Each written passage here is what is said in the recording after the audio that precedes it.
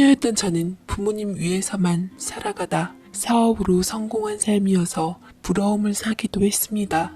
돈 벌다 혼기를 놓쳐 40살 넘게 노처녀로 지내다가 지인에게 소개받은 성실하고 돈도 좀 있는 남자와 결혼을 하고 딸 한 명을 보았네요. 제가 혼자 자라 많은 자식들을 보길 바랬지만 그것도 팔자에 있어야 가능한 거겠더라고요. 덕분에 저는 결혼 생활에 행복해하고 만족스러워해서 뒤늦게나마 많은 사람들에게 결혼을 권유하는 결혼정보 업체를 꾸리게 되었습니다. 보는 눈도 탁월해서 타 업체에 비해 매칭률이 높아 사업은 성공적이었죠. 가정에 관련한 바깥일이 잘 되니 아내 일은 더 소중하게 여기게 되었고 저는 안과 밖으로 유능한 사장이자 좋은 아내, 멋진 엄마가 되려고 노력했습니다. 그런 저를 제 딸은 자랑스러워했지요. 엄마가 최고야. 난 엄마처럼 멋진 인생을 살고 싶어. 내 인생을 위해서 열심히 공부하고 맡은 일에 최선을 다할게.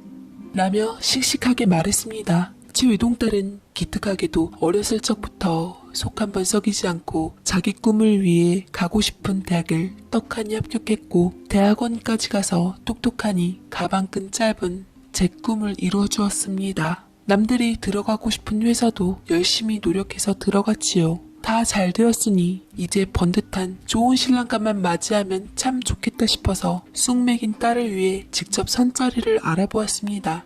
남편도 사람 보는 제 눈을 믿기에 저를 응원했지요. 저희 부부는 사위를 고르는데 첫째는 인성, 둘째는 가정, 셋째는 능력이었습니다. 더 서둘렀던 이유는 여러 사람 만나보며 남자 보는 눈도 좀 키웠으면 했고 행여나 저처럼 딸이 늦게 시집 가서 눈총받게 하고 싶지도 않았죠.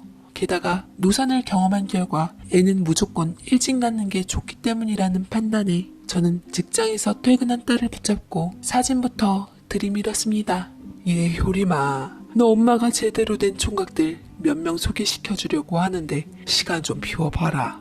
어디 내놔도 빠지지 않을 사람이라 너한테 아주 딱이야. 봐도 다 되는 거 아니니까 일단 한 번만 만나봐. 알았지? 라고 말했는데 딸이 주춤거리며 고개를 설레설레 젓더라고요. 예기치 못한 딸의 반응에 주춤거리자 딸은 조심스레 말했습니다.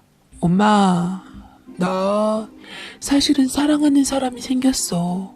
만난 지는 얼마 안 됐는데 사귀다 보니까 그냥 아무것도 묻지도 따지지도 않고 이 사람이랑 결혼하고 싶어. 아빠 엄마한테 조만간 데려올게.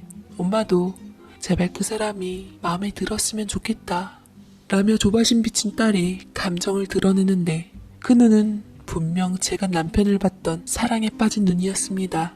엄마로서 기뻤다기보다는 걱정도 되고 염려도 됐던 마음이 더 컸던 것 같아요. 딸이 바랬듯 저 역시 그 사람이 제발 좋은 사람이길, 딸을 행복하게 해줄 남자이길 간절히 바랬네요.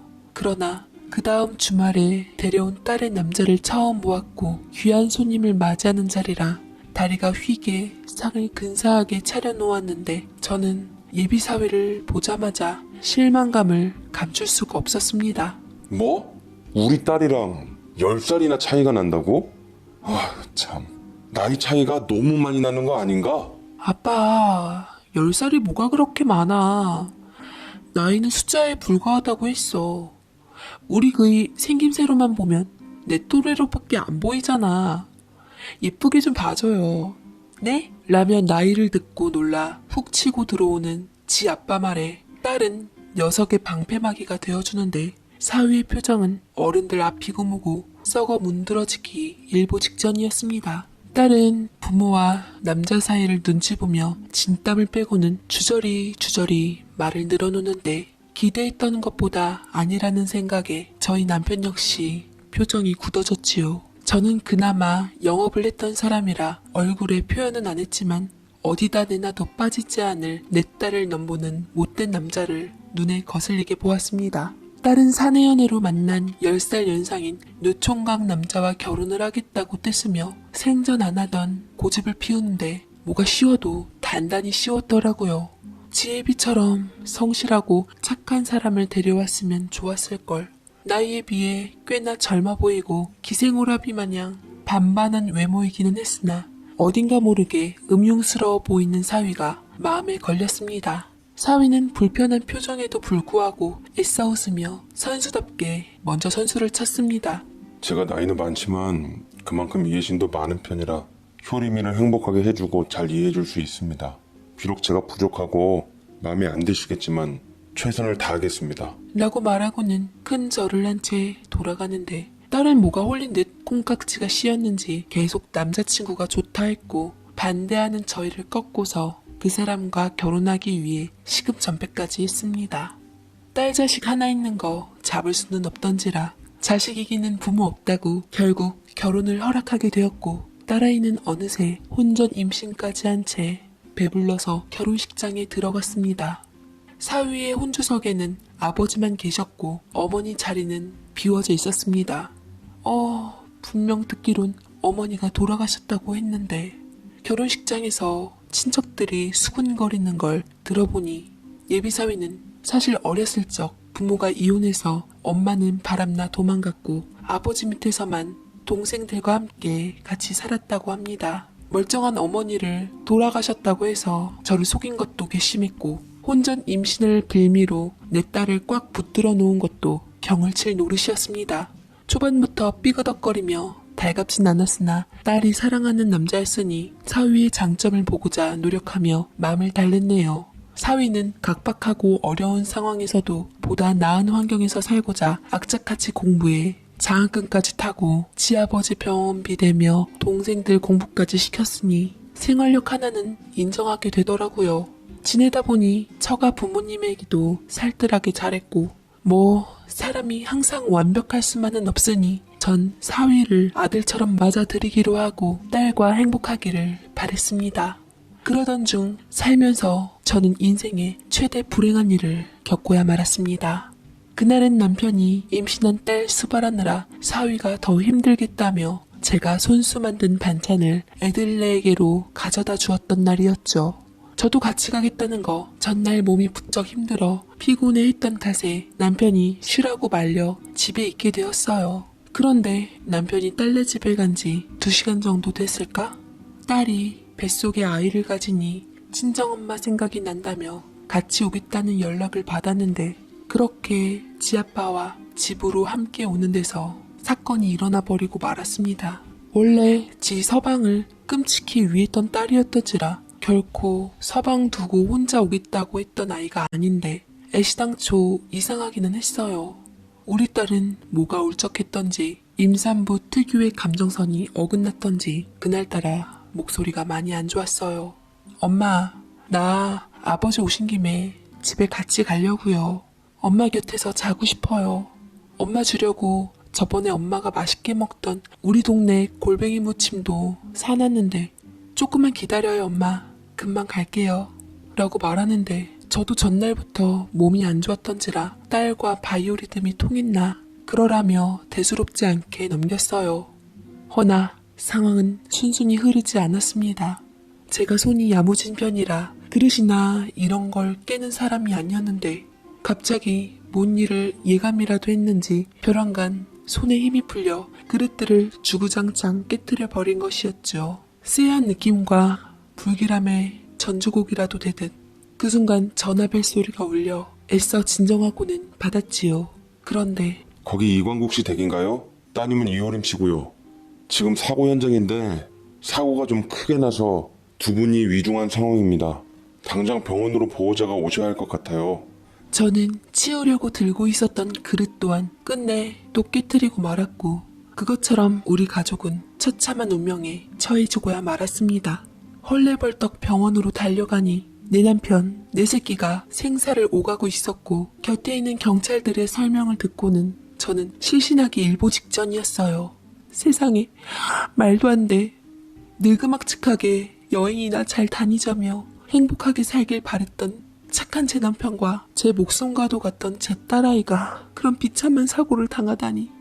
역주행하는 음주 차량을 미처 못 보고 차는 그대로 박아버렸고 그야말로 생지옥인 상태에서 음주운전자는 저 세상으로 가버린 데다 제 남편과 딸은 치명적인 중상을 입게 되어버렸습니다. 다행인 건 제 어미가 온몸으로 배를 감싸주어서 그랬던지 뱃속 생명은 긴급 재앙으로 태어나 목숨만은 건질 수 있게 되었더랬죠. 허나 뱃속 손주의 안전보단 내 생때 같은 가족들의 목숨이 더 우선이었습니다. 사위 녀석은 어디서 뭘 하다 왔는지 뒤늦게 모습을 드러내더라고요. 어머님, 이게 다 무슨 일이에요? 아버님과 효림이가 사고를 당했다니. 저도 회사 일 때문에 휴대폰을 늦게 봤는데 그래서 지금 도착했어요. 어떻게 이런 일이 생길 수가 있죠? 사위를 보자마자 저는 참았던 감정을 터뜨리며 무너지고 말았습니다. 땅을 붙들고 통곡을 하는 저를 사위는 위로해 주었지만 크게 와닿질 않았더랬죠. 시간이 얼마나 흘렀는지 가늠조차 안 될 긴 수술 시간 후에 저는 지친 듯 수술실에서 나온 의료진들을 붙들고 말했습니다. 선생님, 우리 남편, 딸은 괜찮은가요? 저 보호자분 진정하시고 지금부터 제 말을 잘 들으세요. 의사 선생님께서는 숨을 가다듬으며 제 눈을 쳐다보지 않으신 상태로 말씀을 하셨습니다.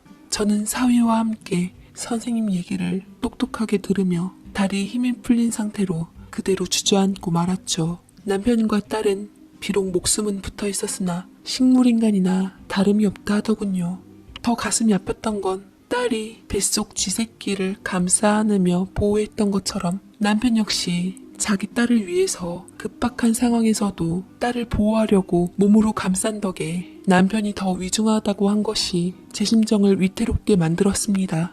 가엾은 내 남편, 이제 딸을 시집 보냈으니 우리 서로 친구처럼 남은 인생 배려하고 아껴주며 살아가자 했던 그런 내 서방이 나를 쓸쓸히 홀로 두고 본인만 가버릴 생각을 하고 있었습니다. 남편도 딸도 저렇게 된 마당에 저 혼자 이 남은 세상 살아가서 뭐하나 싶어 나쁜 생각마저 들었습니다만 사위가 곁에서 힘을 주더군요. 어머님, 너무 염려치 마세요. 아버님이랑 안사람 잘못된 건 너무나 안타깝지만 기적이 있다면 반드시 깨어날 겁니다. 설사 잘못되더라도 산 사람은 살아야죠. 제가 부족하지만 아들처럼 더 잘하며 살아갈게요. 하며 눈시울을 붉히는데 따지고 보면 사위 역시 결혼한 지 얼마 안 된 상태로 아내를 잃기 일보 직전이었던 상황이었습니다. 어른으로서 사위를 위로해 주지는 못할 망정 이런 약한 모습을 보이니 차마 부끄러워 면이 서질 않더라고요. 미안하네. 자네 마음 헤아리지 못하고 그저 내 생각만 했어. 정말 자네 말대로 산 사람은 살아야 하는 게 맞구나 싶어. 내가 앞으로 단단히 마음먹고 우리 딸과 남편에게 기적이 일 거라고 생각하고 열심히 치료에 힘쓰고 돕겠네. 감사합니다, 장모님. 그렇게 말씀해 주셔서 저도 기뻐요. 아버님과 집사람을 위해 최선을 다하겠습니다. 하며 사위와 서로 다독여주기로 했네요. 이럴 때일수록 마음을 다잡고 굳게 먹어야 했습니다.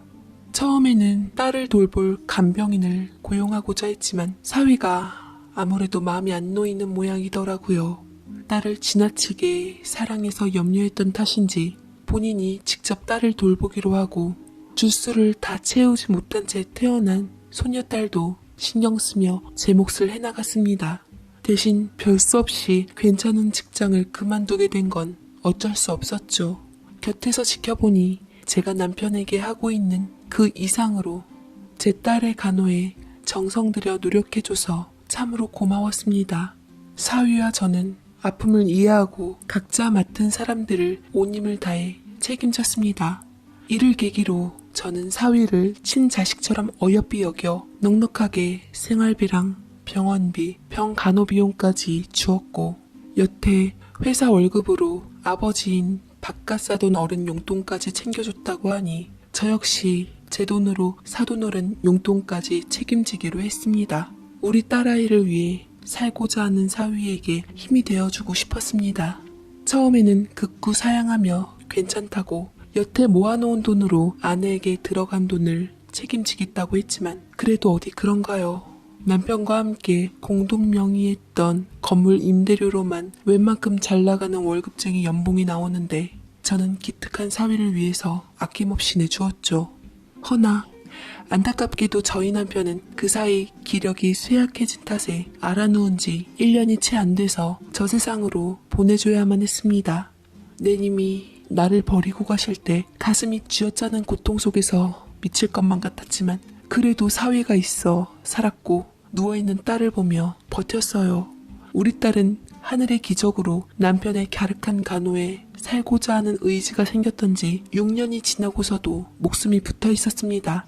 그 와중에서도 사위는 한결같이 딸의 곁에서 간호하기는 했는데 6년 동안 지속되는 병간호에 지쳤기도 할 뿐더러 밖에서만 일했던 사람이 안에만 있으려니 쉽지 않아 보이더군요. 이런 궁짝이 맞아떨어졌던지 어느 날 사돈 어르신이 저와 사위가 함께 있을 때 기미도 없이 쳐들어오더니 제게 당당하게 요구하더군요. 우리 창창한 아들, 양심이 있으시면 언제까지 며느리 병수발이나 하게 둘 겁니까? 뭐라도 장모 능력이 되면 해줘야지. 애가 능력이 없는 애도 아니고 우리 아들 이래봬도 한때 잘 나갔던 녀석입니다. 그런데 이게 뭡니까?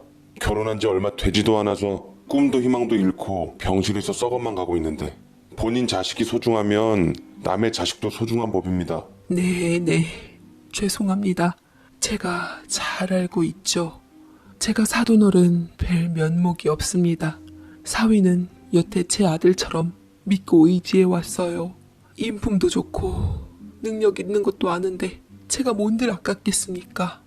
바깥 사돈어른께서 원하시는 게 뭔가요?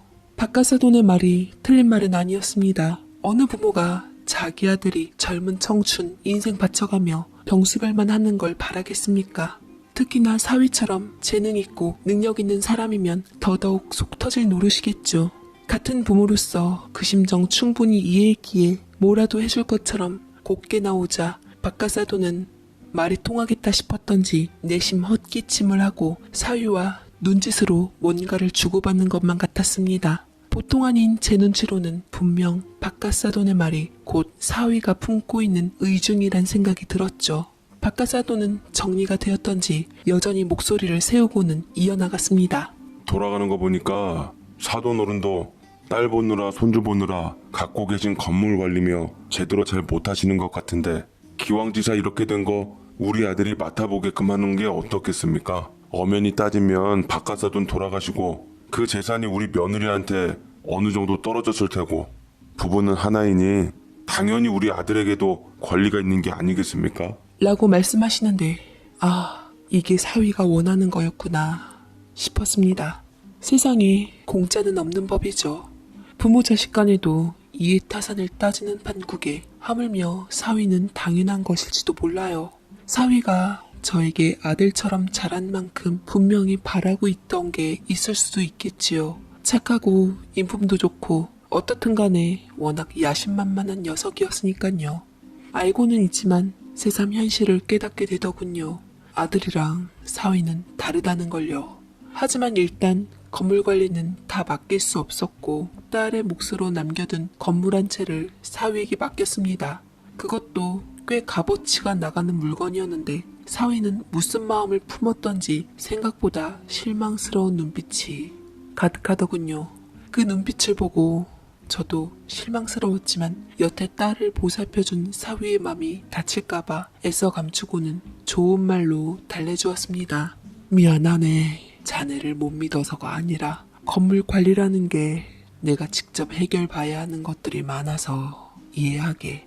자네도 건물 관리는 처음이니 일단은 딸의 몫으로 나온 건물만 잘 관리해주고 요령이 생기면 그때 자네에게 천천히 인수인계하겠네. 잘 한번 익혀보게나. 라고 회유하며 건물 서류까지 내어주니 그제서야 마음이 좀 풀어졌던지 사위는 조금 표정이 나아 보였습니다. 사위는 간병인을 고용했고 저와 사위가 번갈아가면서 중간중간 가보기로 했습니다. 건물 받아서 마음이 좋았던지 손녀 맞는 거 힘들지 않냐며 따로 사람 붙일까 물었지만 내 손녀딸이 나를 살게 해주는 유일한 버팀목이었기에 그냥 두라 했습니다. 그때부터 사위의 세상이 시작되었네요.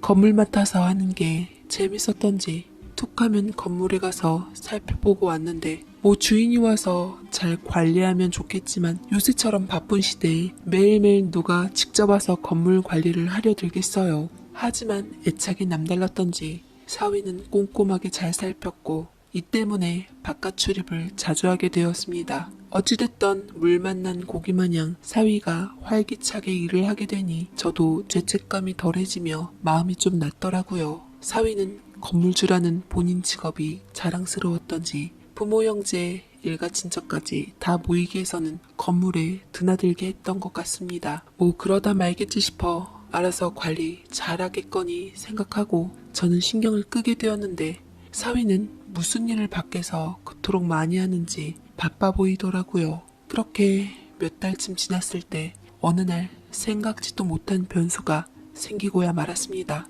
갑자기 상가의 사장님이 제게 연락을 해온 것이었어요. 우리 건물 초창기 때부터 곱창 가게를 운영하던 집이었고 어려울 때는 남편이 임대료도 감면해주며 돈독하게 지냈던 사이라 잘 알고 있던 사장님이었습니다. 사모님, 저희 여기 상가 임대업자들 아주 죽겠습니다. 저희도 재계약 시점이 얼마 안 남아서 사위분이랑 계약 얘기를 하려고 했는데 임대료를 기존에보다 너무 많이 올리시더라고요. 전에 사장님께서 잘 봐주신 덕이 있어 저희가 웬만하면 장사도 잘 되고 해서 그냥 넘기려고 했는데 제 느낌상 아무래도 저희를 내쫓으려 하시는 것 같고 저희 터에서 같은 장사를 하려고 하시는 것 같더라고요. 무슨 소리예요? 우리 사위는 그렇게 양아치 짓 하는 사람이 아니에요. 내가 몇 년 동안 곁에서 봐왔는데 그럴 사람이 아니에요. 일단 한번 건물로 나와보세요. 그렇잖아도 2개 정도 가게가 이미 그렇게 해서 나갔고 그 자리에 사위분 동생이며 친척이며 영업을 하고 있는 것 같습니다. 저도 지금 웬만하면 생활터전 안 이루려고 마지막으로 사모님께 말씀드리는 거예요. 라고 말을 했고 저는 설마 하며 사위에게 맡긴 건물로 택시를 타고 가게 되었습니다. 그런데 건물을 가보니 아주 난리가 난 상태이더라고요. 곱창 사장님 말 맞다나 이미 2집은 눈에 익숙한 사돈총각 내외가 운영을 하고 있었고 건물 청소도 관리도 모두 사위의 친척들이 하고 있었습니다. 그러다 보니 관리는 당연히 잘 안 되고 있었고 상태도 말이 아니더라고요. 저도 모르게 혀를 차게 되었습니다.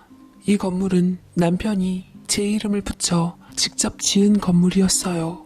지금은 비록 오래되긴 했지만 나름 풍수지리적으로 터가 좋아 자영업자들이 많이 돈 벌어 이전을 해나가거나 터줏대감들이 많았습니다만 사위가 맡게 되자마자 너무나도 많이 바뀌어 있었습니다. 사돈총각 가게라고 알려진 곳은 장사가 잘 되어 직원들이 눈코 뜰 새 없이 바빴고 사돈처녀의 네일샵도 주인 없이 직원만 있었지만 나름 손님이 붐비고 있어 그들에게 제대로 인사조차 하지 못했네요. 하지만 전체적으로 건물 관리가 지저분해 있으니 그것도 얼마나 갈지 모를 일이었죠.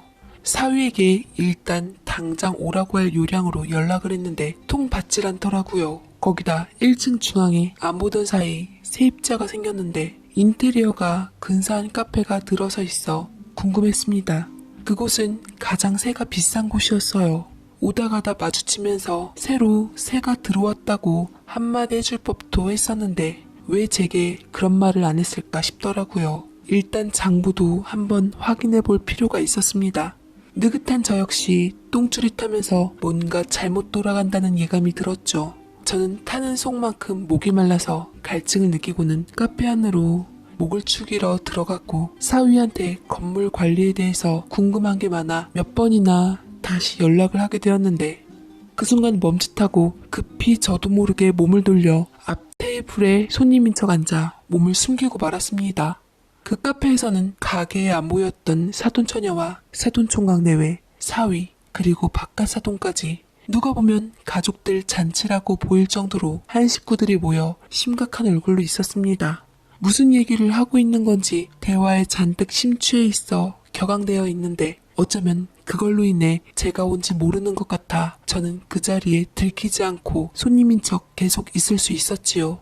분명 사위의 진동 소리가 울리는 휴대폰의 수신자는 제가 맞을 텐데 사위는 휴대폰을 덮어놓고는 거들떠도 안 보고 있었어요. 그런데 그 가운데서 어느 낯선 여자가 눈에 띄었습니다. 중간중간 종업원에게 지시하는 걸로 봐서는 아마도 카페 주인처럼 보였는데 여자의 육감이라고 해야 하나? 순간 심장이 철렁거리며 몸에 소름이 돋기 시작했죠. 묘령의 여인은 휴대폰이 울리는 것이 짜증났는지 그 자리에서 한마디 꽥 소리를 질렀습니다. 전화를 받든지 끊든지 해. 신경 거슬려서 도무지 얘기에 집중을 할 수가 없잖아. 그러자 바깥세돈이 그 말을 받으며 영록 엄마 얘기 못 들었냐? 아까부터 노인네가 할 일이 없는지 끈질기게 연락이 오는데 나도 참 거슬리더구나. 그냥 핸드폰 확 꺼버리면 안 되겠냐? 라고 말을 하니 사위가 싸늘하게 그들을 보았습니다. 이 노인네 보통 넥이 아니에요. 의심도 많고 눈치도 엄청 빠릅니다. 그렇게 내가 지 딸한테 헌신적인 모습 보였는데도 딸랑 요 건물 하나만 맡으라는 거 봐요. 일단 내 손에 들어온 거라도 뺏기지 않으려고 우리 식구들 가게에 심어놓긴 했는데 괜히 어설프게 건드렸다가 큰일을 치를 수가 있다고요. 장인은 무엇이나 딸내미 좀 편안하게 데려가지 않고 누워있는 딸내미 어서 저 세상으로 가야지 장모 멘탈이 무너지며 장인이 남긴 재산을 다 내 걸로 만들 수 있는데 그 딸내미가 도무지 떠날 생각을 안 하니 라고 말을 하는데 저도 모르게 스르르 걸고 있는 휴대폰을 바닥으로 떨어뜨릴 뻔했습니다. 심장이 두근두근거리며 손에 땀이 흥건히 밀려 나오더라고요. 영록 엄마라고 하는 여자는 대체 누굴까? 사돈들 앞에서 자기야라고 하는 걸 보면 분명 사위랑 보통 사이는 아닌 것 같은데 혹시 우리 딸이 누워만 있는 동안 다른 여자와 바람펴서 아이라도 낳은 건가? 그런데 지금 우리 딸 앞으로 있는 재산 때문에 우리 딸이 저 세상 가기만을 기다리며 여태 내 앞에선 헌신적인 척 모습하고 가증스럽게 있었던 건가? 입술이 바짝바짝 마르며 여태 아들같이 생각하고 귀하게 여겼던 백년손님의 추악한 낯짝이 드러나니 저는 쓰러지려는 것을 참고 간신히 정신을 붙잡고 있었어요. 너무나도 충격적인 이야기들이라 저도 모르게 그들의 대화를 증거로 남겨야겠다 싶어 휴대폰에 녹음 기능을 켰습니다. 사돈총각과 사돈처녀는 때마침 치고 들어왔습니다. 그래도 그 딸내미가 여지껏 누워있어서 형이 이 건물 손에 쥔 줄 알아. 6년 전에 영록이랑 형수님 정체가 그 여자한테 들통났다고 했을 때 다 글렀구나 싶었다니깐. 거기다 그 여자가 모든 증거까지 모은 상태였다며. 그 증거를 형이 먼저 찾지도 못한 상태에서 친정 부모님한테 다 알리겠다고 울부짖는 통에 사기 결혼으로 위자료나 잔뜩 뜯길 줄 알았는데 진짜 하늘이 도운 거 아니겠어? 맞아. 애시당초 오빠가 계획했던 일은 영록이랑 세연이 감춘 상태로 그 여자랑 결혼하고 나서 대강 한몫 챙기고 나올 예정이었잖아. 이 정도면 완전 대수학 아니야? 이거 부동산에서 알아보니까 30억이 넘던데 나는 오빠가 이것만 받아도 꽤 괜찮은 장사했다고 생각해. 저는 그들의 말을 듣고 떠오른 것은 6년 전 사고 당일 그때 너무나도 꺼림칙한 딸의 목소리였습니다. 신랑 혼자 두고 오겠다는 아이가 아닌데 단순히 임산부라 감정 기복이 심해져 그날따라 목소리가 많이 안 좋았다고만 생각했는데 사실은 딸이 이 모든 것을 알고 있었던 겁니다.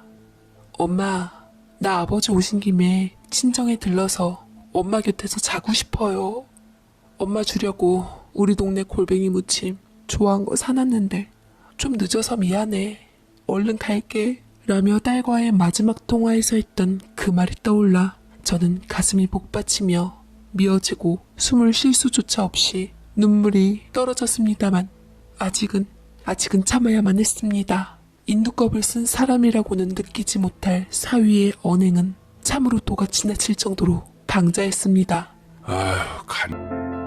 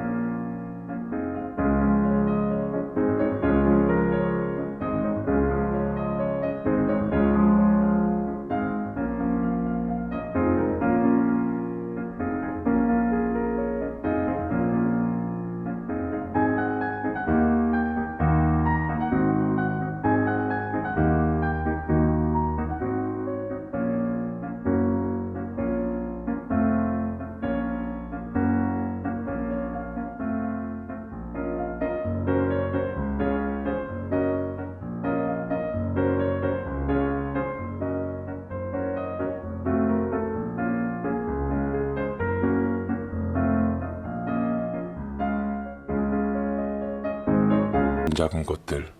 30억 건물 한 채 갖고 누구 코에 붙이냐? 결정적인 순간에 교통사고로 부녀가 훅 간 거 봤지? 나 어차피 억세게 운 좋은 거 하나로 이 자리에 왔고 하늘은 내 편이야. 나 믿어봐. 제대로 우리 가족 모두 팔자 한번 펴보게 내 거들어 드릴게. 장인 역시 집안이 좋은 사람이라 장모보다 더 많았으면 많았지 덜하진 않을 거야. 그 능구렁이 같은 장모가 날 헛개비로 본 거지. 누굴 그지로 하나 건물 한 채 먹고 떨어지래? 조금만 더 기다려. 모든 것이 다 내 소나기로 들어올 테니까. 만약에 그게 순순히 안 된다면 되게 하면 되지 않겠어? 불가능한 게 어디 있겠어, 대한민국에. 안 그래? 그래, 우리 큰아들 너만 믿는다.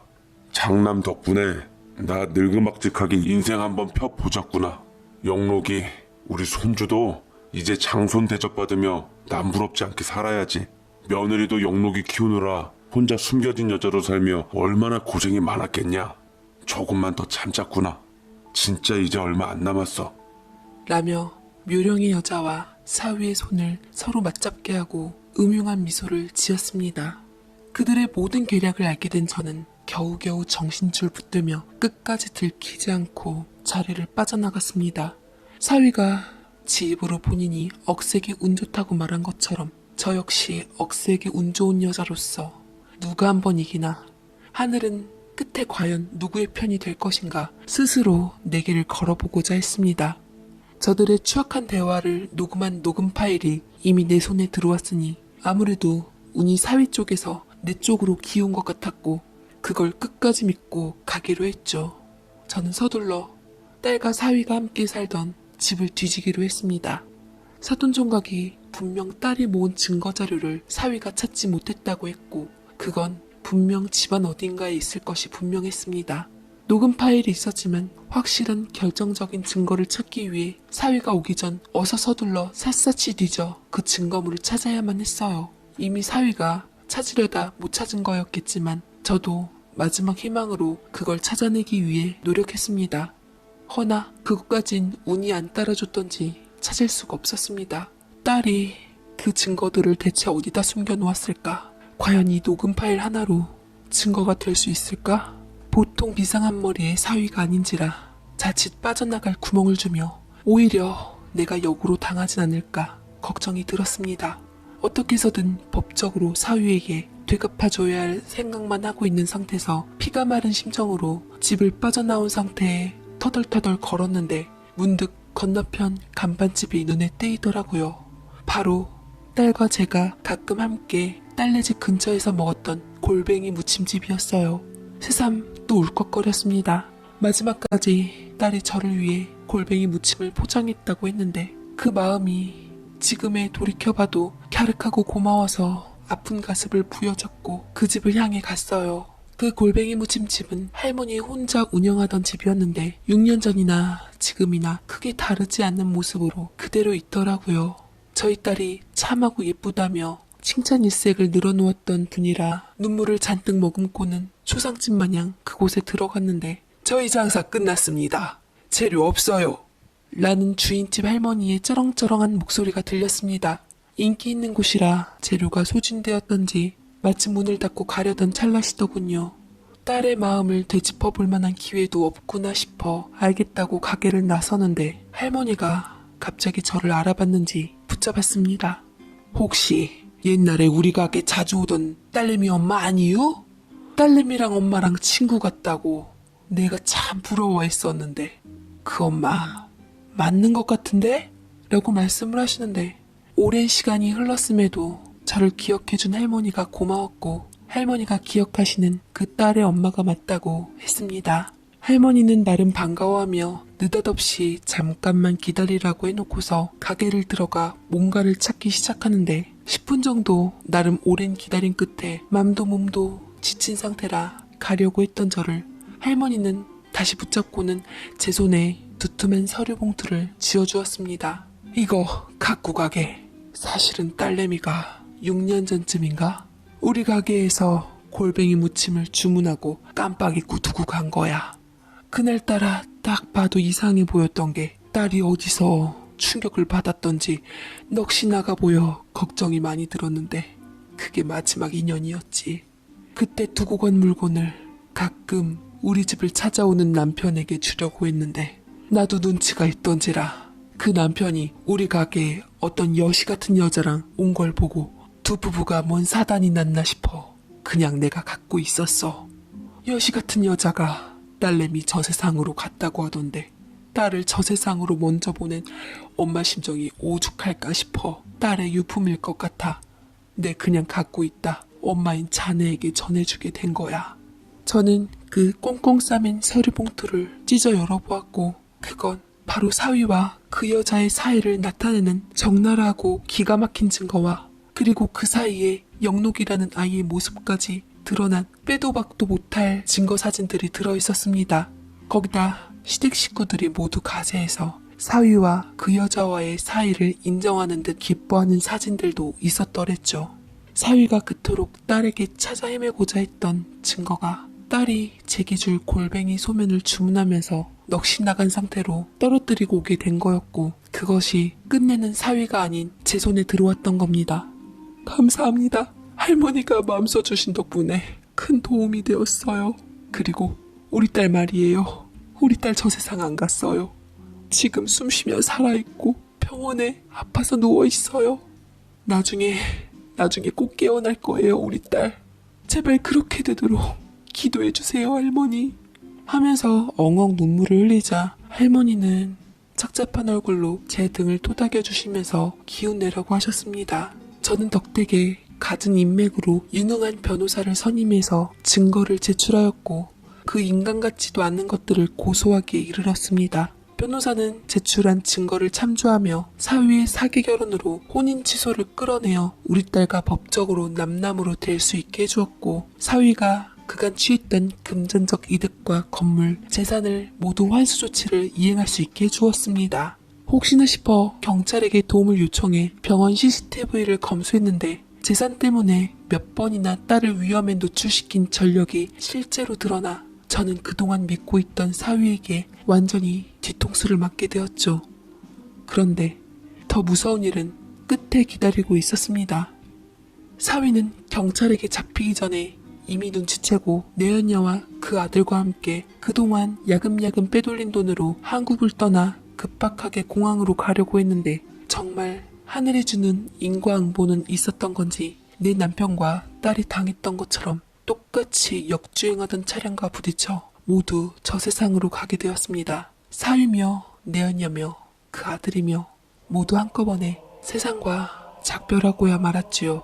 네, 그렇게 사위와의 인연은 어이없고 허무하게 끝나고야 말았습니다.